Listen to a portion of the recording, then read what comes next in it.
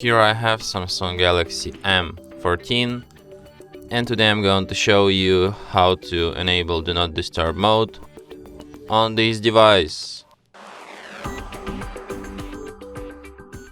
So to do this, firstly you have to go to the upper bar, and here you can find the button Do Not Disturb. So by tapping on it once you can switch this mode. By holding your finger on it you can access some of its settings.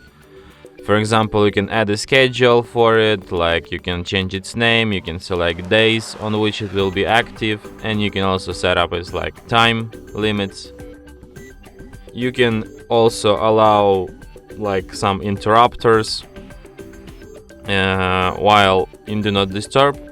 Could be calls and messages, like from some specific contacts, from all, from contacts only, from favorite contacts only. There's also an option repeated calls. The same goes for messages. You can also add app notifications to exceptions, alarms, media sounds, touch sounds, calendar events, and also reminders. And you can also hide notifications, like you can hide all notifications or hide some specific ones. So yeah. And that's it. Thanks for watching. If you find this tutorial useful, don't forget to hit that like button and subscribe to our channel.